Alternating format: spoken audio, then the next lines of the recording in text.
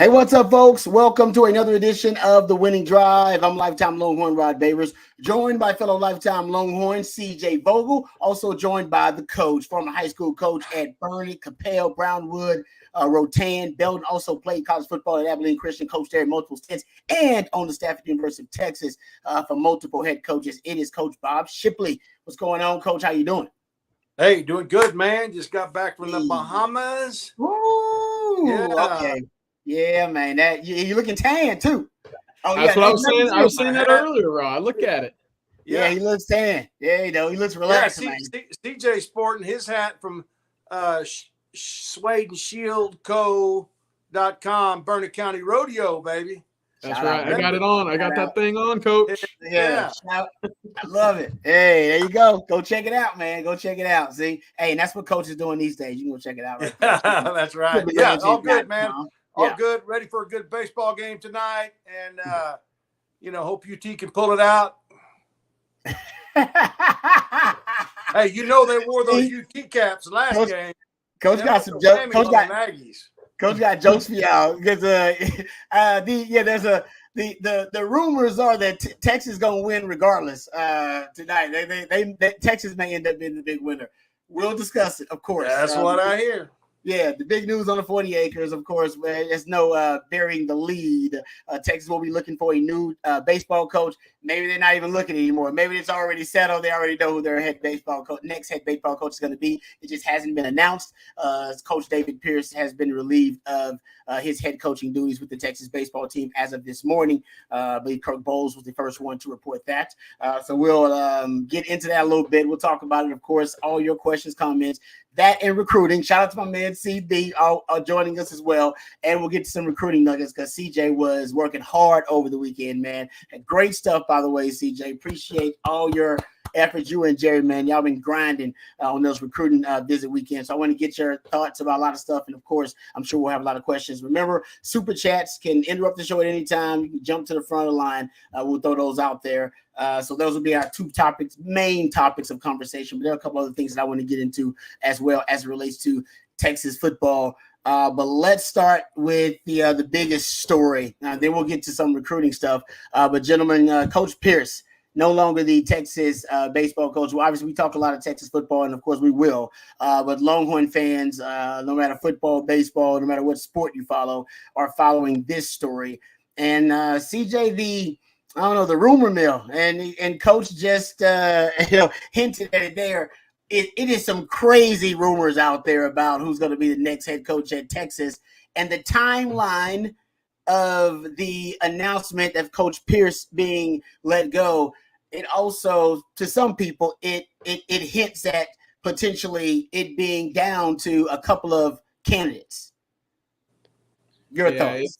It's almost like a loser or winner, depending on how this game goes tonight, is leaving town, which is something you don't necessarily always see in the world of college sports. Of course, we'll see where the hiring goes, but right now there's a lot of smoke surrounding one Jim Schlossnagle at Texas A&M. There's a lot of smoke surrounding Tony Vitello at Tennessee. Again, we'll see. I think the Sarkisian hiring is kind of one to look back on for Chris Del Conte.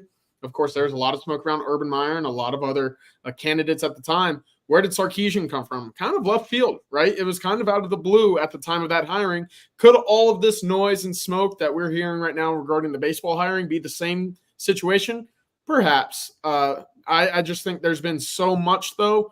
It'd be very difficult to have kept this as under wraps as they have this entire process. Of course, the firing of David Pierce today kind of reminded me of what the Los Angeles Lakers just did a few weeks ago. The Celtics go out and they win their 18th NBA Finals championship. They're celebrating. The city of Boston's, enjoying the day, planning out the parade. And what do their arch rivals, the Los Angeles Lakers, do?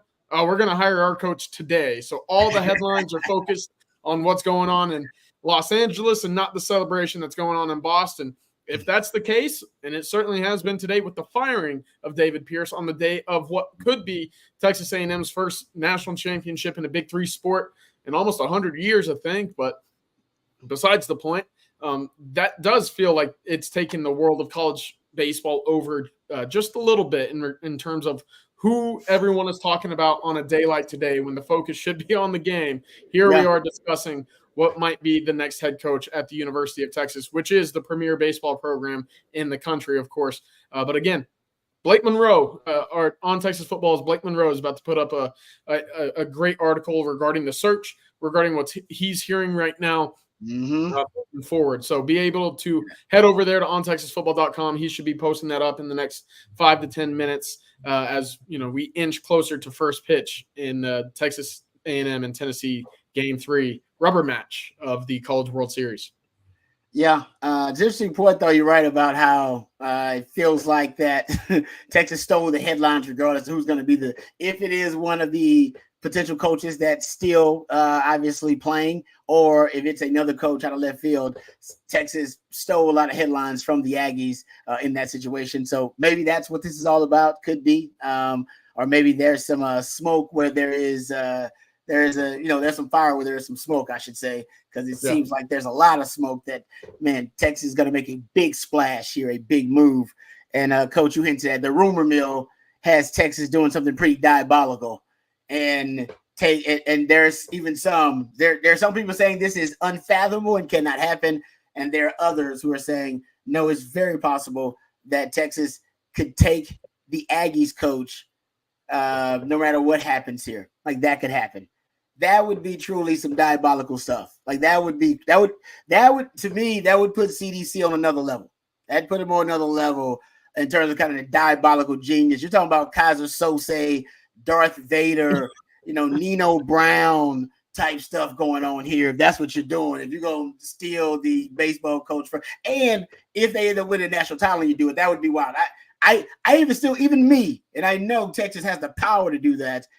That would still seem like that'd be pretty wild and far-fetched. But like I said, it would put the man in made man status. He would truly be, set apart even from any other athletic director in the country, which he already is. You could argue he's the best, but then he would be put on another level in terms of his genius and ability to make moves. It ain't happening. It ain't happening. Hey, I'm just. If you know the Aggies, it ain't happening. They will say how much money. I mean, there's nothing that would deflate any momentum they have, which is obviously in baseball. Yeah, suck it right out from under. But they're not about to let that happen. I will be. I mean, I will be completely, utterly shocked. I just do not. I mean, it would be pretty cool. I mean, I think the guy's obviously a great baseball coach. He's a great analyzer of talent, and he's a great developer of talent, and he's got a great assistant staff. Yep. I mean, he's got it all, But there is no way that guy is College Station for Austin. There is no way that Texas A&M will let that happen unless that guy is just really unhappy and does not like somebody there. The athletic director, the president, whatever it is. But he's done an amazing job. And, I'll tell you, I remember back when what was our Aggie governor's name when we won the national championship? Rick Perry. Rick Perry. Yeah, he came and spoke and did the hook 'em horns. I remember that. Yeah, the Aggies almost burned down the governor's mansion. But I will give props to the Aggies if they win tonight. I mean, it's not football, but it's a major sport, and they have a fine baseball team, outstanding baseball team. Their pitching staff, I mean, good grief, it's just. I mean, they deserve the credit, but. Oh. It would just be the most amazing thing, sports-wise, coaching-wise, I've probably ever witnessed in my life, to see them pull the rug out from under that national championship appearance by letting their coach go to Austin. I say 99.9, it ain't happening. See, I feel like you could. I got too, and as I say, I got too much respect for the Aggies, and if it is about money, then they just would make him the highest-paid coach. I don't even know who's the highest-paid coach. And they should. And they should. He would just be, he'd just be the highest paid coach. Yeah. And matter of fact, this might be his agent. Who knows? It might be his agent saying, listen, let's put this out there that you go to Texas, so they panic and then they just pay you a whole lot of money. So like I said, it could just be smoke coming from his agent, his side. Who knows? They've done a pretty bad job of hiring some coaches, but they got that one right. They got that one right. Give him credit where it's due. He's a great baseball coach, and he's put together a great staff, and obviously a great team. What's probably a foregone conclusion, regardless of either he stays at A&M or he ends up in Austin, he's going to end up being the highest paid coach in all of college baseball, regardless, right? Yeah. You know, he's either going to get that bump to stay at Texas A&M coming off of what could be a national championship winning season, or Texas is going to have to break the bank to get him over to Austin from College Station. Regardless, his agent and I'm sure his wallet are going to be sitting fat and happy at some point later this week, regardless of where he does end up. Of course, I do believe Blake is going to have some great intel over on Texas Football again. So let me plug that real quick before we move on into some recruiting nuggets. Go check that out, man. Like I said, if indeed that, and by the way, if Texas ends up with, the Tennessee coach, that also would be great. Or ends up with, I know a lot of people are high on the Clemson coach as well. Really high on him. So it's a short list of names that I've heard thrown out there. And listen, Texas, everybody's going to answer the phone when Texas calls. That's just the nature of it. It gets your raise even if you're not leaving to go to Texas. We know that in every sport. But like I said, that if Texas indeed does that, I'm with Coach. I respect the Aggies too much. They're not going to let that happen. That would essentially be the athletic equivalent of Tupac's Hit 'Em Up or Kendrick Lamar, Not Like Us. I mean, it would be. You're talking about, it would take the rivalry to just a whole nother level. You talk about to move into the SEC, and the first year to the SEC, you take your rivals, basically their best coach on campus for a major sport. That's like moving to the neighborhood of your hated rival and start banging their wife or girlfriend. Like that's some harsh stuff, man. And it's hardcore. Like that is the CDC. I'm like the CDC. That would be that's OG stuff right there. That'd be gangster, man. But let me tell you, here's one more thing. Think about this. CDC, I'm going to tell you, that dude is smart. He is wise. If there wasn't some talks, I think he would have squashed that right off the bat, because he does not want to give the A&M people the pleasure of being able to say, see, y'all tried to come in here. Y'all try to do everything like we do. You have to come to our conference. You want our coaches and all this stuff. I think if CDC wasn't in talks with his agent, he would have already squashed it, because he doesn't want to give A&M anything to put over on us. That's true. I mean, that's the other way to look at it. And I think that even makes it more intriguing, because CDC didn't just fall off the turnip truck. Now, I mean, this dude, yeah, man. And I tell you what, CDC deserves whoever he hires. He has proven that he deserves all of us to give this guy a chance, whoever it is. He's proven he knows how to hire a coach. Yep. And whether it's a Clemson coach or whether it's, the UT coach or Tennessee coach, or whatever it is. But that's the only thing that makes me scratch my head, because I don't think he would let these rumors go on and give A&M the satisfaction of saying, y'all tried to steal our coach and you couldn't even steal our coach. Yeah. You backdoored your way into our conference because you want to be like us. That's what they say. You know what they said. I read on the boards about when they were playing Florida, and some fans got kicked out of the game that were heckling the Florida players with A&M stuff. They said that was Texas plants. Yeah, Texas planted some people there to make the Aggies look bad. I mean, are you kidding me? I don't know any Longhorn that would put on an A&M stuff to make somebody look bad. I don't have any more rules. That's the mindset of some of the fans. I know you can't generalize all Aggies, just like we got our share of knuckleheads in the orange and white that probably have never had anything to do with the university, and they give us a bad name. So I got some of my best friends are Aggies. I'm not saying it's the general. But it's funny how on the message boards they spin some of this stuff like those were Texas plants that got thrown out of the game trying to make us look bad. Come on, man. We all got idiot fans. We all have idiot fans. That's just good point. That's just the nature of today's social media that can give you a black eye, and it probably ain't even your people. True that. Nope. Good stuff there. All right. Okay. See, now we got to get into something, Coach. We got to take the show in another direction.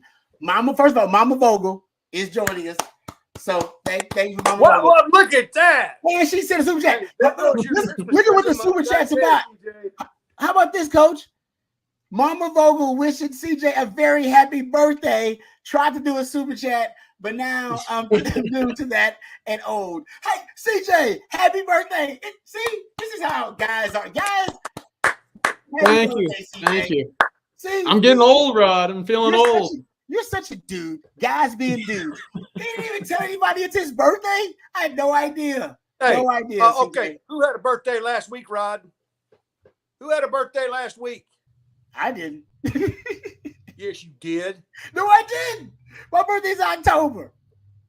I thought I read something where somebody's wishing me a happy birthday. Coach, I was about to feel horrible if that was the case. I don't like people mentioning me a happy birthday either. I'm not into that. All right. We'll remember that. But happy birthday, CJ. Yeah. Thank you. And thank you, everybody in the chat, for the happy birthday wishes. That's very sweet of y'all. No other place I'd rather be on the birthday than, of course, talking some Texas football on the winning drive. But we got a lot planned, and, hey, might get a gift at some point this week with the baseball coach. Who knows? Okay, CJ, that would be how old are you? How old are you, CJ? 27. It's my Mike Trout year. 27. Heck yeah. That's a good birthday. That's a good birthday. You're approaching 30, so you're young professional age. Got yourself a gig. Now you know your purpose. You know what you're good at. You're great at this. So you know you just got to continue to work hard, and you're gonna continue to skyrocket. Hey, he's got the world by the tail, right? Yeah, CJ, 27, living large. He's on top of his game in this business. Yeah. CJ, how long you been doing this? Like, how long you been doing this now? You've been doing this for a long time. You're only 27. How long? Yeah, I've been, I would say 25 years now. 6, That's maybe. crazy. So you've been basically doing this since you was like 21, 22. And now you're a vet and you're only 27. You know what I mean? That's pretty wild, man. But basically, in this industry, CJ is a prodigy. Like in this industry, there's no. I knew about. Thank you. I was following CJ like back then for the Nuggets. Back in the day. He's like that Tiger Woods. He's like that Tiger Woods boy. No, but that's what's up though, CJ. I've been following. It's crazy. I've been following you for so long. And like I said, I'd use you as research. I remember bringing up your stuff on our shows back in the day. So, congrats, brother, and happy B-Day for sure. Thank you. Noah in the chat also having a birthday today. Happy birthday to you as well. Happy birthday, babe. Happy birthday. And then, AJJ Sports, I saw your comment, and I appreciate you always chiming in on stuff, but I'm not going back to Vegas anytime soon, and I'm not celebrating there. I saw the comment. I'm not going back to Vegas. We're celebrating elsewhere. We'll be in New Orleans later this week for the Manning Passing Academy, so we should have some good intel from there. So it should be a good time coming up this week. That's for sure. Yeah. Oh, yeah. Treat yourself down there in New Orleans, man. Good food, good drinks. Yeah, man. I love that. That's good. Okay. All right. Let's get to some recruiting. Speaking of CJ, let's stick in the recruiting here. CJ, you did a great job this weekend. You and Jerry, man, you guys were grinding. Go check it out on TexasFootball.com. Go check out some of the great videos they did from this weekend on Texas Football here on the YouTube channel. But you did some interviews with a lot of guys. Which one of those interviews stood out to you the most? I'll tell you which one stood out to me the most, but I want for you, the guys you spoke to, and you're talking about who feel like it's promising in terms of their outlook on Texas. Which one of the guys you think were heavily influenced by their recruiting visit? Yeah, to me, it was Madden Faremo. It was a linebacker out of the West Coast. I think it was kind of the resounding, answer, response to his interview that we put up on Texas Football on Twitter last night.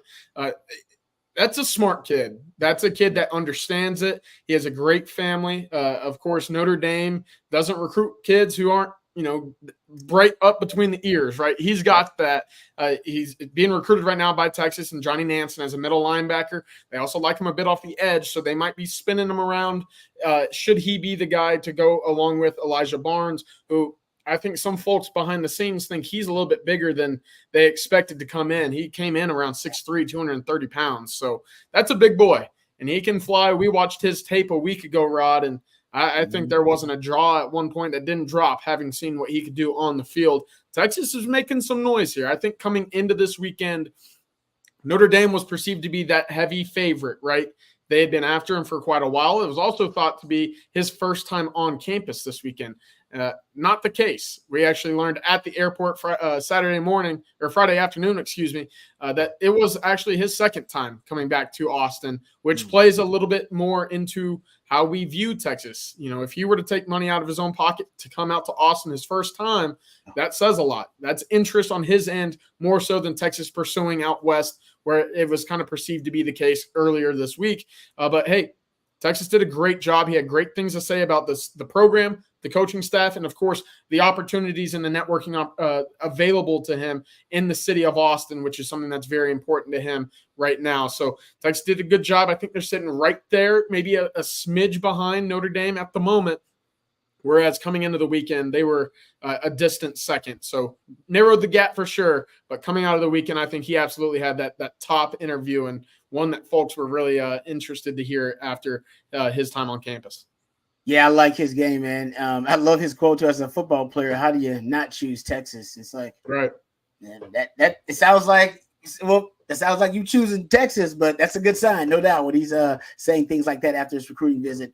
So with you, but I really like his game as well. All right, how about this one? This is from ArrowKits27.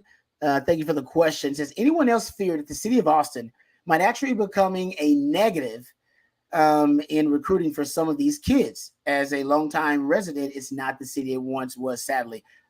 I agree, it's not the city it once was. I always say Austin used to be a great place to have a cheap date, and you can't have a cheap date in Austin anymore. Those days are done. I used to have great cheap dates in Austin all the time. As long as you know the right spots, you ain't got to spend that much bread now. Hard to have a cheap date in Austin. So yeah, it's changed, but I think it's just got new things to sell. I think the sales pitch is just a little different than it used to be. But it's still, I mean, it's one of the best cities in the country. I mean, you got so much wealth and affluence moving here, and I think that's part of, some people necessarily don't like all that because that has a certain influence on the city as well. So if I live in Austin, I love the city. I agree, it has changed. I think some kids, they don't like, it's becoming a huge metropolis. So I think some kids, it used to be kind of in between being a big city and being a small town. Now there ain't no doubt, big city. So I do think some kids, they just prefer a true college town environment, or maybe like a country environment. A&M can offer that. There are some other great schools that offer that. You know, yeah. Austin is in a major city. So, Coach, I do think that plays a role. I'm a city boy. So when I was in Houston, Austin being, and it wasn't obviously what it is today, but that actually was one of the things that attracted me. I was like, no, I kind of like the city. I like being in the city. I don't mind traffic. I like freeways. You know what I mean? I'm kind of used to that. And some kids, I understand for them, a bit overwhelming, college, new level of competition, transition, in addition to having to grasp the overwhelming kind of influence of a new city too. Well, you think about this though, Rod, CJ, what is it that 18, 19, 20, 21-year-old kids look for? You know, they look for nightlife. They look for, you know, things to do, great food, a community that's going to support them. You know, they're our professional team, as you might say. I mean, in terms of, you know, we don't have a professional team here. All we have is the Texas Longhorns, and you go places and you're treated like, you know, like a rock star. I mean, You really are. And so there are a lot of kids that they like the nightlife, they like the food. Now, expensive food's not a big deal because these kids have some money in their pocket. That's true. You know? That's true. And so the publicity that you're going to get playing at the University of Texas, the development that you're going to get. And, you know, there hasn't been that many kids. I remember back when, I don't know how it was when you played for Mac, but when I worked for Mac, we all had a night where we checked the dorms. There was curfew every night, and we checked the dorms every single night, you know, just to make sure that the kids, because the last thing that Mac wanted, you know, was kids making the headlines in a negative way. And I'm not saying kids didn't sneak out after that. I was going to say, Coach, I remember them checks. Let me tell you something. I was checking rooms. I was checking rooms on Halloween night. It happened to be my night, October 31st. And me and Ken Rucker. Ken said, he said, you're going to need some help tonight, Bobo, because Halloween night's a big night on 6th Street. So I check all the rooms, and he's waiting downstairs for me. Okay. And I said, Coach, have a good night. He goes, hey, where you going? I said, well, I'm going home. What are you doing here anyway? And he said, just have a seat. So Ruck and I sat there for a little while. Then it wasn't any time a kid that I coached in high school, okay, Kenny Vaccaro's little brother, Kevin Vaccaro, all right, and Duke, what's Duke's last name? Duke Thomas? Oh. Yeah, Duke, yeah. They come down, and they got their top hat on, their cane, they're dressed to the T's, and they're cat daddying down the hall like this. And they walked around the corner and saw me and Ruck. And I said, hey, where are you guys going? Hey, Coach, we're just going to the room. So they went back up to the room. Years later, I'm talking to Vaccaro about it, and I said, hey, man, you remember that time? I said, what'd you guys do that night? I said, Coach, we just went through another exit and went out in the parking lot without 6th Street. So, I remember those. But my point is that Sark has done a really good job of creating that team concept. Yes. We obviously with Tavondre and his problems there, after the season, and it's still, you can't get in trouble and not get out, and he's done a great job, I think, of making the kids understand that while you're here, you've got to take care of your business and make sure you're doing what's best for the football team. I'm not saying kids don't go out and cat around town, but he's done a great job of keeping the kids focused on the main thing. Agreed. And I think that's obvious because, like I said, when you get in trouble, it's going to be all over the headlines. It just is. Yeah. There have not been a lot of those stories at all. I agree with you. So, and Sark's talking about how the GPA overall, the team has gotten better. Sark has done a really good job with that kind of stuff. Guys aren't misbehaving, and also I think it's the coach of the team. When we went out, Coach, we knew it was up to us to make sure nobody got in trouble. It's like no man, nobody doing anything stupid. I know nobody getting into fights, like nobody getting arrested. Like, hey, we all come down together. We make sure everybody's going home safe and everybody's good. Like it's because we're family. So yeah, Coach, there's some obviously accountability when it comes to the program, but the players got to be accountable to each other and take care of each other. Like that's your brother out there. Take care of him. Like if one guy goes to jail and y'all was with him, then I remember Coach Brown said, "Hey man, I need to talk to all y'all. What happened? How'd you let your brother? How'd you let your brother go to jail? How'd you let him do something stupid like that? And why didn't you have his back when you were there?" That's the same thing. You have that discussion. You got kids, Coach. You got that discussion with your sons. Like, hey, how did one of them get in trouble? Why did you supposed to get them keep them out of trouble? Help them make better decisions. So I think it's some of that too, and I think that's a big part of what's happening with the team. They got a really good leadership core. Yeah, listen, I still patrol the streets every now and then on the Fridays and Saturdays down here in Austin. I'll tell you what, last 3 years, I've seen that number of guys on the team decrease significantly from where it was when I was in college. Maybe I'm just going to the wrong places now, or maybe they've just gotten smarter with where they spend their Friday and Saturday nights. But hey, that number has been significantly, less than what it was back under the previous staff. And I will say, again, maybe it does help having the NIL play to your advantage where you don't necessarily need to go out, or if you are, you're going to different places where maybe you're prone to a little bit less of the common folk, if you know what I mean. So, but no, I've seen it less and less and less. And it's encouraging in the sense that, again, you are in the city of Austin. There's plenty of opportunities to, go out and get into trouble or find somewhere where you probably shouldn't end up being. But at the end of the day, they've been out of my sight, and that's good because I've probably been all over these 6th Street bars and places to be. So, but the other thing I wanted to mention, Mamba Vogel, he was just having milk. He was just there doing his job. Mamba Vogel, just doing his job. That's right. I was just doing my due diligence as an Austin native to support, small businesses, But the other thing I wanted to mention is I moved to Austin in 2017 for my first year down here in Austin at UT. And, I think that was kind of the last year or two where you really still got that small Austin vibe, right? Austin's been growing exponentially. And it's evidenced by, stepping outside, looking at the downtown skyline and seeing 6, 7, 12, 15 cranes at a time working and lifting and moving and whatever.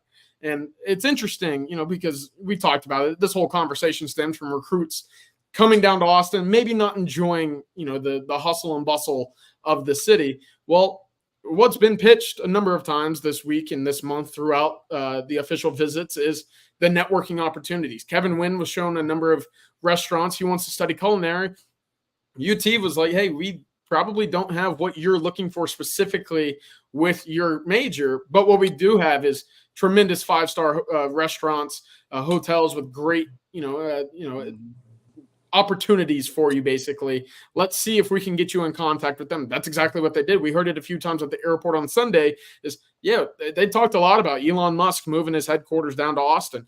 Google, Facebook, whatever it is, they flood the Austin streets and, blocks down here basically to come out and provide opportunities for internships. Obviously, we've seen what Lamborghini Austin can do with a number of NIL opportunities and internships with players on the team as well. So that's been used to Texas's advantage time and time again. And they've done a tremendous job of previewing and giving opportunities to kids on campus to see basically how they can come to Austin and, be more than just a football player during their time in campus.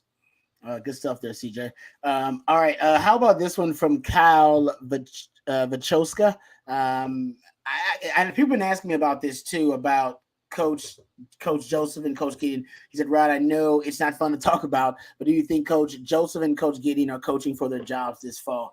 I do think if you don't have improvement from the secondary, because it's probably one of the only position groups that hasn't shown a lot of improvement, drastic improvement since Sark has been there, I do think you may have some changes of some kind. But I don't anticipate that being an issue because I do think they'll improve. I really do. They got the talent now.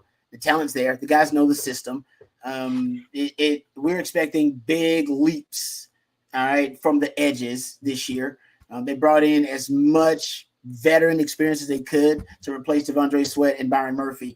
So if the secondary is not a strength this year, it can't be a weakness. If it is a weakness, I agree. I think Coach may decide, hey, man, we got to change either philosophically what we're doing in the secondary, or maybe we need to look to get, a new coach in here, a new message, someone who can, teach the system a little bit better if it's not necessarily translating. Because the guys know the system now. They've been in it a long time. They know it. It should be muscle memory for them now, where you don't have to think, which means that you play a lot faster. And obviously, Coach PK has shown the ability to be a good defensive coordinator. Defense has gotten better overall. He's solved some problems that existed, right? Red zone defense, third down defense. One of the problems they got to solve now is pass defense. And situationally going up against certain concepts, which they struggle against. I expect them, they have the same numbers I give you guys. They got better numbers than I give you guys. So they know the issues that exist. They know the same stuff that I'm telling you that they struggle with, closely clustered groups of receivers, inside breaking routes, empty formation. They know all that stuff. And I do think they won't solve everything. If they just solve a few of the problems, they'll be okay. And I don't see how they struggle this year with all the veteran experience and talent they have. But if they do, yes, I agree. Coaches, there will be some changes. I'm not going to say they're going to get rid of both of them or anything, but there will be some changes in the secondary if the secondary is a weakness next year. Yeah, I've been told this since day one. My experience in college football as a coach and as a staff member is if you're recruiting at a very high level, then you get the coaching stuff worked out. We'll get who we need to get with. If you're recruiting at an extremely high level, you have a lot better chance of having job security than if you're not bringing in the 4 and 5 star studs of people that are difference makers. That's when I would start being concerned. If you're struggling in a position area and the coach is not killing it recruiting, then yes, that might warrant a change. But if your coaches in whatever particular position you're talking about are recruiting at an incredibly high level that you can't probably replace, then X's and O's, you get that figured out. You got to get that figured out. They ain't dummies. They didn't just come into Austin. You know, I mean, they have every resource available to them, NFL and anywhere else, to figure things out. If you're recruiting at a high level, that's the best job security you can have. Yeah, 100%. It's an interesting conversation, right? Do the recruits make the coach? Does the coach in scheme and development make the team? What's the balance there? For Steve Sarkisian, my thing that we've seen is, you know, at certain positions, he prioritizes that developmental coach, right? Whereas at other spots, he's saying, whoa, we need a guy that can come in and be, you know, our go-to recruiting chief, if you will. Wide receiver is one that Texas, I think, would have liked to have had a little bit more consistency of over the past 10 years when it comes to development.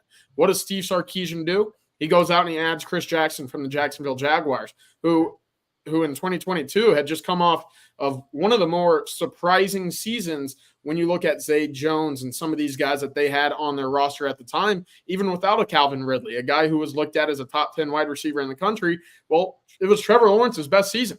And so I think a large part of that is because of how they were able to create separation at that time for the Jaguars. And I think Texas fans would all agree last year they were pretty pleased with the wide receiver play of Xavier Worthy, Adonai Mitchell, Jordan Whittington. All three guys got drafted, obviously. So when you look at it that way, it then speaks for itself. Your work on the field as a developmental coach then works for you in terms of recruiting and what you can do in previous years. It eases out the process tremendously. Whereas on the other side of the ball, I think Texas linebackers had a pretty good run of guys, right? Jalen Ford, DeMarvion Overshown. Those guys you could point at and say, yeah, we develop at the linebacker spot, but when you have an opening, well, now you can come out and say, hey, Johnny Nansen, we know what you can do in terms of recruiting.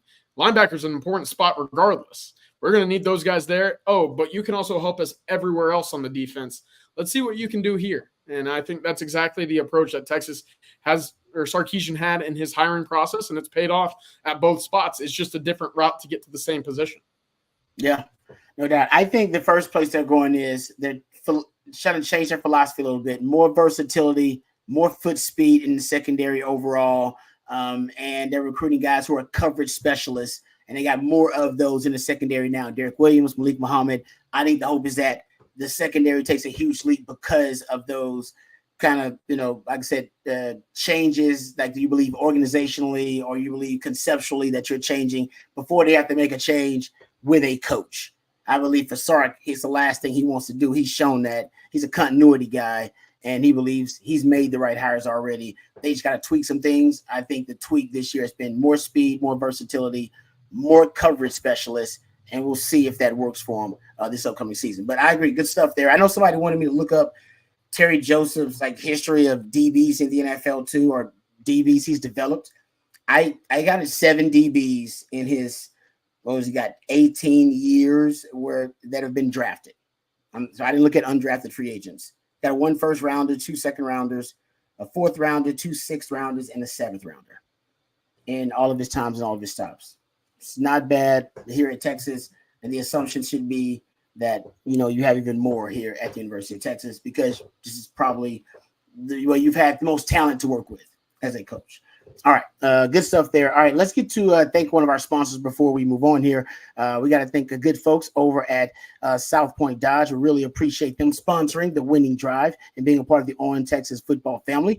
So Texas football fans, you can score an easy extra point this season when you get to the point at South Point Dodge. South Point Dodge has over 600 vehicles in stock, including a great selection of Ram 1500s, 2500s, and 3500s. Whatever your truck needs, South Point Dodge is the one-stop shop. So score big today at South Point Dodge. You can go see them off I-35 in South Austin or visit them online at southpointdodge.com. That's southpointdodge.com. So thank you very much to the good folks over at South Point Dodge. We appreciate them sponsoring the winning drive. All right, getting back to the questions. KD35, I'm the best, who also has an October birthday. Shout out to that. I like that. Says, looks like OU got their 2026 QB to now after Bell committed last week. A lot of QB dominoes are starting to fall. Yeah.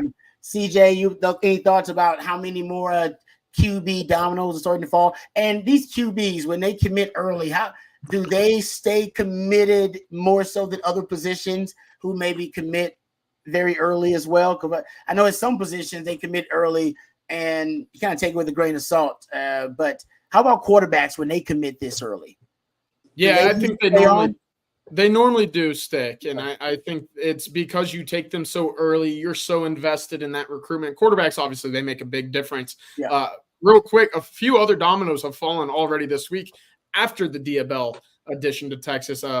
Brady Hart committed to Michigan. He's a really talented kid from the West Coast. Brady Smeagol, also from California, committed to Florida. So you start seeing some of these guys make their decisions. The dominoes go quickly for quarterbacks. And, of course, it's a big reason why, right? You want to kind of parade and market that quarterback around for that class coming up to say, we got a good one, come play with them, and let's get something built that's pretty special here. Of course, Jaden O'Neal to Oklahoma is pretty interesting. Why is that? Well, he camped at Texas on June 1st. And while all the headlines at that time were around Troy Hune out of San Diego and Diabell out of Florida, he snuck in. And I think it was a little bit of a surprise for him to come in. And I don't think the Texas staff ever really got too involved there. He left campus pretty early and did not stick around for the pool party and to meet with Sarkisian and A.J. Milby afterwards. So we already knew coming in it was between Hune and Bell. Texas obviously went with the direction of Bell. But it was also worth mentioning at the time that Jaden O'Neal was on campus. Well, he had an Oklahoma backpack. I think it was very peculiar at the time for him to walk into the Texas facility with an Oklahoma backpack to talk with the coaching staff with that backpack on. And after talking with him after that trip, he made it clear that Oklahoma was a school that he was very heavily considering. And I thought it was very, I think I put it up on ontexasfootball.com afterward that I would be shocked if he did not end up with the Sooners at some point. So I don't know how often you ever saw that, Coach or Rod, that a kid was on campus for a visit and was donning the biggest rival's backpack or gear, but this news certainly isn't too much of a surprise to the folks down here in Austin. Wow, Coach, I can't deal with that. I mean, that's just a slap in the face of the Texas staff, if you ask me. And I don't know if that had anything to do with the decision that they wound up making, but or maybe the kid already knew the writing on the wall. I don't know, but I don't. That's kind of like going out with a,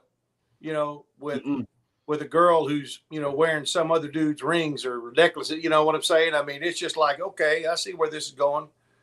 I don't like Maybe you better go on to be with the one that I don't like it. I don't like it. I don't like it either. I'm not. I'm thankful that our coaches probably have a lot more tact than I would have. Well, I mean, obviously, I don't think it's like, I'm not gonna say it's an indictment on the young man's character or anything like that. But I would appreciate, even if let's say you are committed to these, soon as you came here just to see Texas, that's fine. Hear a Texas sales pitch.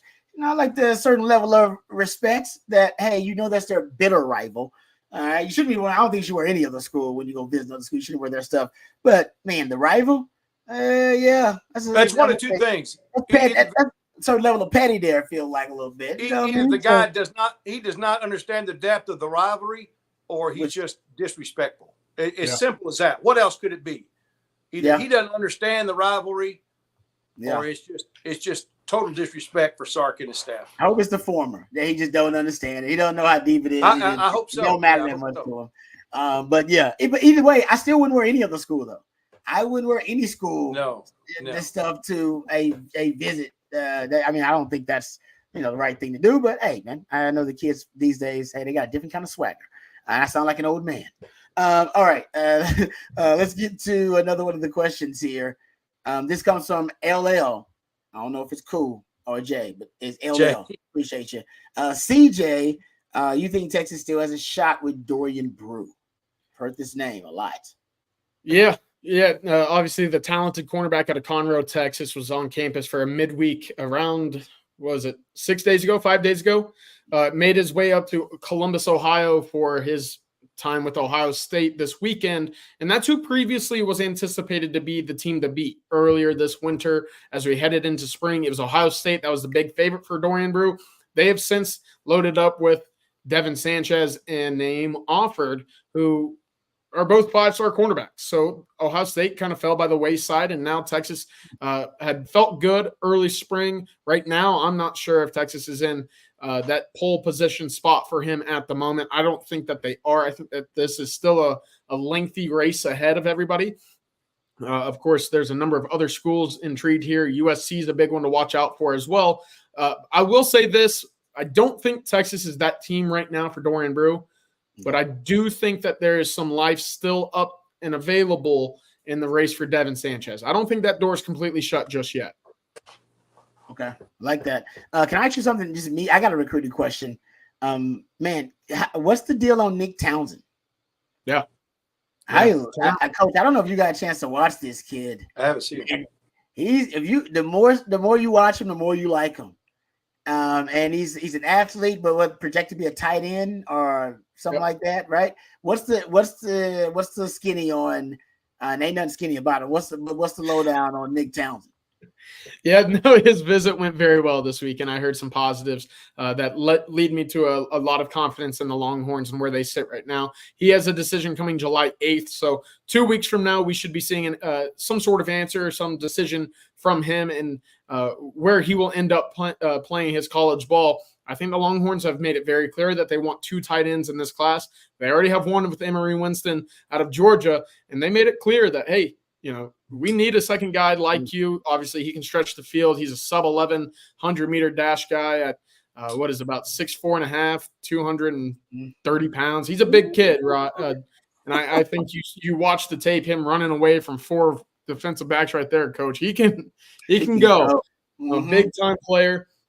And again, Texas made a good move there. Interestingly enough, it was Emory Winston who said, yeah, I was recruiting him. I know that Texas needs a lot of tight ends, and I understand what he can do to help me. But I was after him, as was KJ Lacey, who mentioned previously that's a guy that he had his eyes on, hoping to, 1, help out the run game, and 2, give him a nice little safety check down valve that he can help, create explosive plays with. But he's a really talented guy, and I think the Longhorns sit in a good spot right now. Yeah.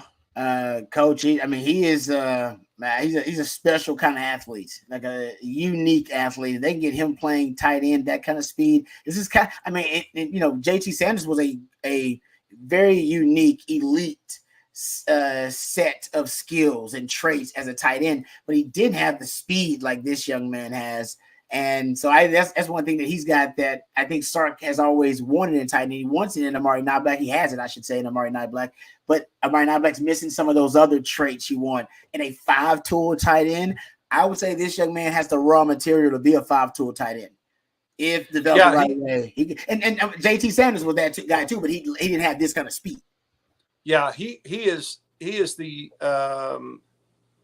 versatility that we know that Sark's looking for in recruits. And when you can get a tight end that versatile, man, you don't have to bring him off the field, Right. And that's how do you call that personnel? Defensive people they're in the press box looking at seeing who's going on the field. How do you call the personnel? Do you call him a tight end? What do you call him? Because he can split out wide and you're not losing a whole lot. Looks like to me from watching this. Yeah, no, Coach, and Sark moves his tight ends around a lot too, Coach. Yeah. So sometimes a lot of times you can classify him as an H-back. The way he moves them, depending on if it's split flow, he'll use them as almost a fullback in the backfield, getting some of those cross blocks. No, he wants. That's why he wants those versatile athletes. And this young man, we see him playing linebacker. He's versatile enough and physical enough to be that kind of player. So I think he has a really high ceiling at tight end. Between him and what's the young man? Jordan Washington is his name, the young man they brought in this past year. And they bringing in another tight end in this class. You can tell Sark's, he's bringing in and you said this, CJ, about defensive end when you started D ends. You're like, man, Sark has recruited a different type of athlete at D end, just different frames. They look compared to other positions, and compared to the defensive end position, edge position in recent years, they just look totally different. And I think you're gonna be able to say that about tight end too on the 40 acres pretty soon. Like, man, it's just a different look to these type of tight ends they're bringing in. Yeah, the thing with me, and I Coach, I'd like to get your thoughts on this too, but the physicalness of his ability, at the tight end spot, it's one of those things where you either have it or you don't. And for him to be playing linebacker and defensive end, this is a guy where you watch the tape and you say, oh yeah, this kid likes to hit. So when you're lined up against a 6'6", 270-pound edge rusher, it's no longer as much of a worry if you're the Texas coaching staff, because you know that this kid already has it ingrained in his mind that, hey, physicality doesn't scare me. I like to hit people. That's why I play the game of football, and that's something that I think Texas might not have always seen out of Ja'Tavion Sanders. It was a big jump for him from year one to year two after he came out of high school. I know he played some defensive end, but he was never that, truly innate blocker. Yeah. He was never seeking out that physicality that you like to have seen inside the trenches. With Townsend, I think you see it a little bit more. That willingness to block is certainly more prevalent on the tape than it's not. So I like that, and it's something that certainly helps progress that developmental side at tight ends as well. Yeah, he's kind of a Travis Hunter tight end linebacker.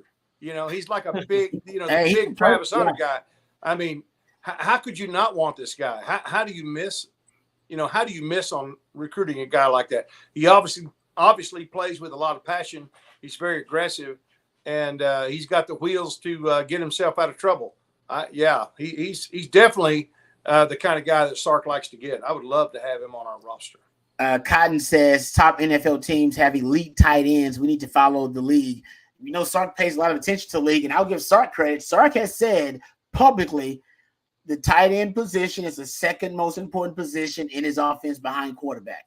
He has said that publicly. I said, and obviously what he did with JT Sanders, the way he moved him around, manipulated matchups. JT Sanders was. Did you see that block? It goes like, goes like that one, though. Yeah. No, he's got. Yeah, I don't know. He's got some pop. Look at this. Go buy some popcorn up there, but no, I think Sark is trying to emphasize the tight end position. I do. I think he wants versatility at the tight end, but he wants speed so that he can manipulate matchups there. This guy brings that to the table. There's no doubt. So, all right. Someone said Townsend looks like a prime Antonio Gates, says Zane Petty. Ooh, that's nice. Yeah, that'd be nice if that was the case. All right, let's talk about because I know we're getting close to the end here. So if you got some questions, guys, please throw them out there. We'll answer as many of them as we can before the show is over. But I was doing some research because I saw I believe it was 247 Sports discussing whether Texas Isaiah Bond would be 1,000-yard receiver. And I thought to myself, and I was like, wow, that's an interesting conversation whether we think he'll be with all the receiving talent they have here. Xavier Worthy was 1,000-yard receiver last year. I believe, it doesn't happen a lot. I was just doing the research and I was like, man, how often has Texas had a 1,000-yard receiver? I counted 11,000-yard seasons for a receiver in Texas football history, 9 different players. And 2 did it twice. Of course, Jordan Shipley and Roy Williams, 2 of the GOATs did it twice, but everybody else just one time. And prior to Xavier Worthy having his 1,000-yard season, you had to go back to Devin Duvernay in 2019. Do we think that Coach, I'll throw it to you first. You think Isaiah Bond? You think anybody has I guess if anybody's going to have the 1,000-yard season, it will be him. But do we think that a 1,000-yard receiver? I think it's possible for us to have a 1,000-yard receiver, and if it's going to be someone, I might say it would be him. But he's going to have to be hot early. It's going to have to be a guy who proves that he can handle the designation of being our, wide receiver number 1. A guy that is going to be able to handle it in any situation. I think he has the ability to, but God, we've got such talent in that room. I know Sark wants to spread it around, but you still got to have that guy. There's times that everybody knew X was going to get the ball. And somehow he got open and still got loose, Mm-hmm. So if he can prove that, it's possible. It's certainly not beyond the realm of possibility. But the good thing he has in his favor is we have so many talented receivers. You can't double him. Which one are you going to double? You can't double one without somebody else making you pay for that. So because we can balance our throwing the ball around and getting our getting the ball out to different people, then I think that's a possibility. I do. I don't know that I would put any money on it, but if we have one, he might be the guy. But man, we got some. I've seen some film on some of our younger guys working out. Man, I don't know. We've got some cats. I know. I'm gonna say no right now. I'm gonna say I can't say that they're gonna have the most receivers that Sark has had since he's been here in rotation, that he's gonna expand the circle of trust, which I've been saying all offseason. I don't think I can say that and also say that you're gonna also have a 1,000-yard receiver, because Sark likes to use his backs in the passing game a ton. He has the most underutilized position in the passing game is the running back. So we know running backs don't get some of those. We know the tight end position to a certain extent. And then you have so many wide receivers. Like, have you seen the tape on Jonte Cook? Exactly. He's balling too. And then you got Solid Golden coming in. Our 1,000-yard receiver. Yeah, and I know CJ likes Matthew Golden. I'm gonna say you're gonna get a couple of guys like it's 700, a couple of guys like 600, 500. I just think because I think you're right, Coach. I think they're gonna make it a nightmare on opposing defenses, because they're not gonna know who to key in on week to week. You've been like, well, last week it was Isaiah Bond, and the week before that it was Jonte Cook that went off. Week before that it was Matthew Golden. I think that hopefully that is the premise, because that does. But we know Sark likes his guy, CJ. Yeah. And if he figures out Isaiah Bond's the guy, he's gonna force feed him the football. Well, you got to think about this too. He's not going to bring in guys off the transfer portal and not use them, because if he does that and he doesn't use them, then it's going to be more difficult to get guys to come in off the portal if he hasn't proven that he'll use those guys and spotlight those guys. So you got to think about that as well. Yeah, the only thing that might, bode well in favor of having a 1,000-yard wide receiver is exactly what Nate Rush just said here. Tyson's expected or is hoping to play in more games this year than not, right? And of course, who knows if they're a top 4 team and they get that bye? Who knows if they're from 5 to 12? But at the end of the day, Texas is hoping to play longer into this season, so that might help in its favor as well. But I think there are too many chefs in the kitchen right now to have that one guy that's receiving as large of a volume share of targets as we saw with Xavier Worthy over the past few seasons. Rod, what's the we could play? That was a great point that Matthew just put up. We could play 15 games? Yeah. Is that the max you can play? You can play 12 and then SEC title. If you don't get a bye, you play 12 regular season. You play the conference championship. That's 13. Yeah. If you don't get a bye, 14. Is it 15 or 16?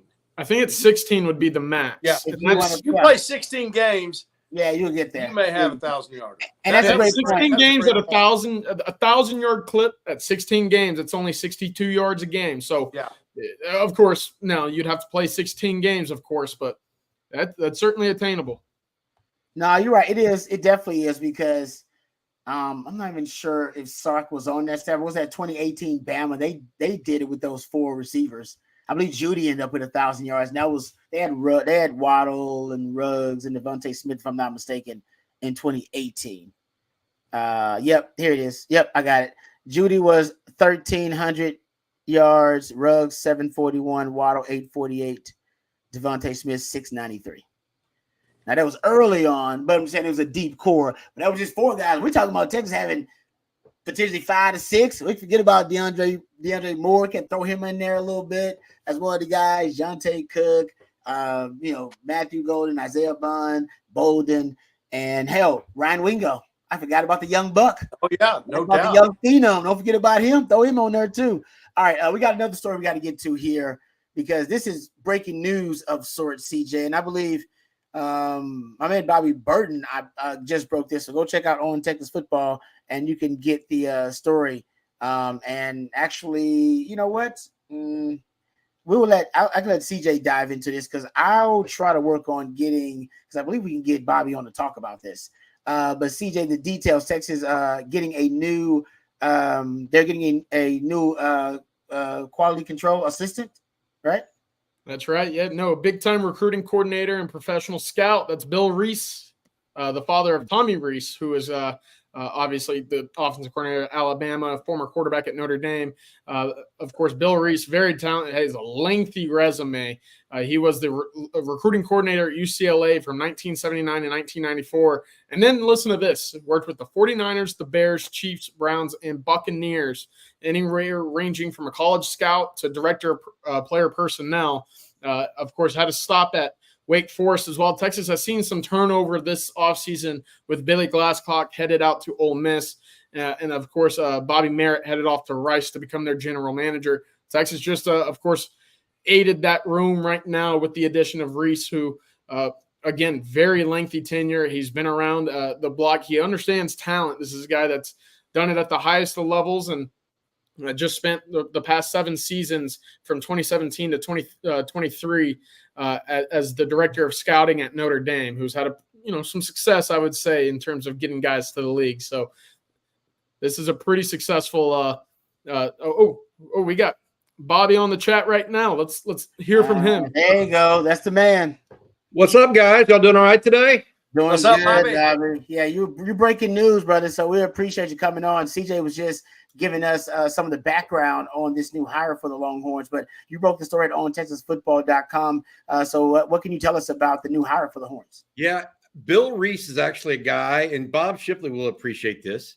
He was one of the very first recruiting coordinators I ever met back in 1993 when I first started doing this. Wow. He was at UCLA. Do you remember Kevin Williams, Bob, that played running back out of Spring that went out to UCLA? Sure. Yep. He was from Spring High School. Well, Bill Rees was responsible for him going to UCLA and not Texas. So I'll put it that way. But he was the recruiting coordinator at UCLA from 1979 to 1994. So in his formative years, he was working for Dick Vermeil. He then spent the next 20 years or so in the NFL, where he was director of player personnel at one stop. Went there with Vermeil to the Chiefs to start, just to give you a assessment there. And then now, most recently, he was the director of scouting for Notre Dame as well. So now he's the Longhorns. I don't know exactly what he's going to be. I wrote this in the article. It's unclear what position he'll be because, as y'all know, Steve Sarkisian retooled or revamped his off-field support staff last after Billy Glasscock left to become the general manager of Ole Miss. He elevated Brandon Harris to general manager. Michael Jones was elevated to director of player personnel. Taylor Searles to director of recruiting. Kendall Perry to director of recruiting operations. Well, one spot remained unfilled, and that was director of scouting. And director of scouting used to be, and I don't know if he had this exact title, a guy named Bobby Merritt, who left in January or February to go become the general manager at Rice. And so I think while there's no official announcement yet for the university, this has happened. And I think that what's going to happen is he likely will have a scouting type of role, whether that's pre-scout stuff on opponents or the portal, perhaps, where he's looking at the portal while he's looking at other teams, that sort of thing. But he's got, Coach and guys, he's got a lot of skins on the wall, really does. 40 plus years in college or in thanks so much. That's great breaking news. While we got you on here, I wanted to see what you thought about the Division I Council voting on the unlimited college football coaching staff size. Yeah. What do you think about that? What did they say? Did they go one way or the other, Coach, on that? I haven't heard. Rod actually sent me the link to it. Rod wanted to talk about it on the show, and we haven't talked about it yet. Yeah. Look, I don't care what – this is a business. I think that if people understand that this is a business and people need to do what is best for their business, I can't tell Shipley Ranches what's best to do. Like another ranch company can't tell you what's best to do for your company, right, Coach? Right. I don't think I'm okay with that. You know, now Nick Saban started it and maybe it got out of hand or maybe it didn't. And it's just now getting to where it should be. And there's hundreds of millions of dollars at stake, right? I mean, my take on it is, coaches, the difference would be if there were more scholarships available to one team than another. If the playing field, the actual players on the field, number of them were different. The number of coaches, I don't know that necessarily matters. What did y'all think about it, Bob? Does it separate the haves and the have-nots? Does it lean more towards a super conference or a super division or something because some people can't afford? And also, there's no limit on what Texas and some of the upper, obviously teams that have money, schools that have money, what they can pay those guys. There's no limit to what you can pay them. So, the article Rod sent out was talking about, some really mid-major coordinators, being able to get on a staff like Texas or Oklahoma or Alabama or whatever, and get some actual coaching on the resume at a potential national championship FCS program. FBS. Well, I definitely think it separates. The question I have, and this is for you, I mean, you know better than I, because you've been a coach. The question that I have is how much it actually matters. If I've got Vince Young and, Jamal Charles or Cedric Benson, and you've got more coaches, which one matters? And I know that you as a coach would say, well, they both do. Right. And I think that's fair. And I think everybody understands that. But I think all of these rules do pretend or do lean eventually towards there being a set of rules for the haves versus the ones that just want to play college football. Yep. And that's okay.